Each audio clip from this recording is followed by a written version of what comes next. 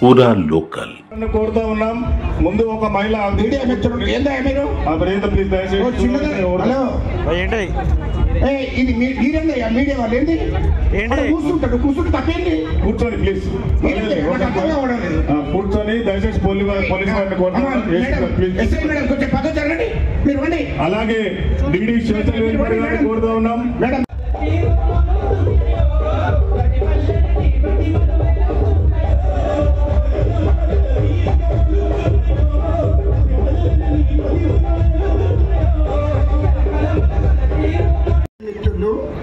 వచ్చే వాళ్ళు జయంతికి వచ్చారు కూర్చున్నారు.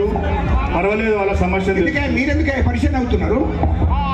మీరు అందరికన్నా ముందు మీరెందుకు అర్థమవుతున్నారు?